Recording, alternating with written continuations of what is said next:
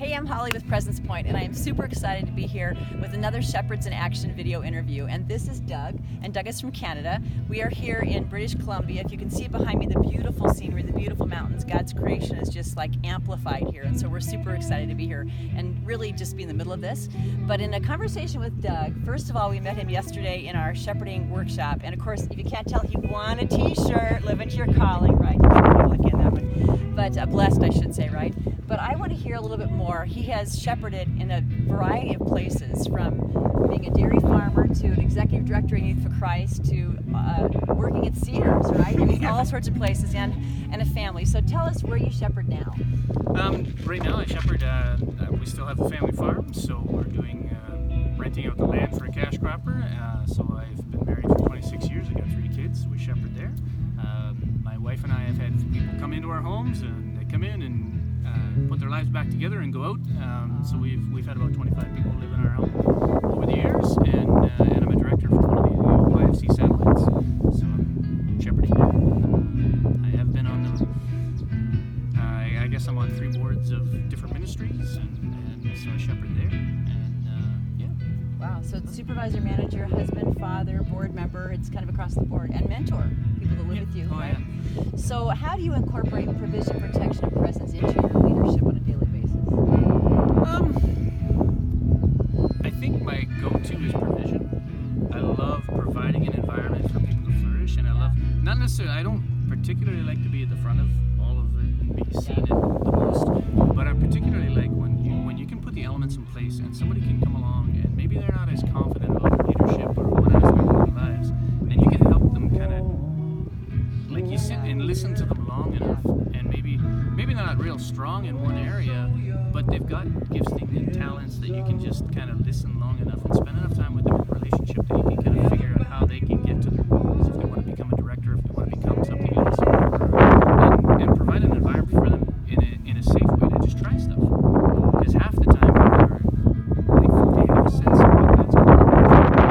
They have the mechanics to put it in place, and they just need a safe environment to give it a try. And maybe it works, maybe it doesn't, but it's a safe environment. So then, just because you've tried that and it didn't necessarily go well, then retool it, see how it works. And oftentimes, people's inclination of what they should be doing is God's leading in their life, and they just need to give it rejig it a little bit, try it. So I love the provision of putting an environment in place where they can thrive. And whether it's a success in the sense of a business model or profit or what, but a success in the sense that they gave it a try, and maybe it didn't work perfectly, but they learned a whole bunch of stuff that's going to help them build on the next thing. So we've had a few kids that are trying to do things, and we just give them the environment for them to flourish, and then they find out, oh, well, I thought I wanted to do this, but now that I'm actually working on it, it's not really my thing. I want that as my hobby, but it's not my passion. Well, providing an opportunity for them to figure that out is still success. Oh yeah, right? for sure, absolutely. Yeah, I think I heard it said one time that I've changed my mentality. Whereas before I was afraid to try, and now how is that going? Before I had a fear of trying, and now I'd rather fail trying than fail to try. Yeah, there you go. I like it. I knew we'd get there. But I stumbled a little bit there, but we got there. So tell me what word of encouragement you would have for other shepherd leaders. I think that it's the biggest thing is to spend enough time with God, figure out what your gifting is and how He interacts with you. Oftentimes when we're praying and spending a personal relationship with God, how we express that to other people will reflect in how we express ourselves with God and how God expresses Himself in our lives. And so when you're shepherding other people, don't try and do what this person or this person or this person.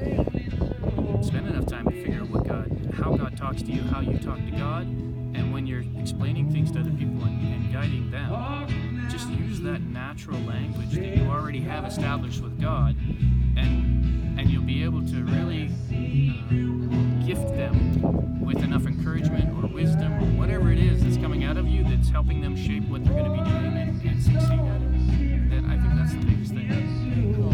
Thank you. So So we're getting competition in the background. You might be able to hear this great band back here. So we probably better wrap it up. But let me just say thank you for being with us. Thank you for listening. Thank you, Doug, for taking the time. And live into your calling, okay? See you next time. Bye.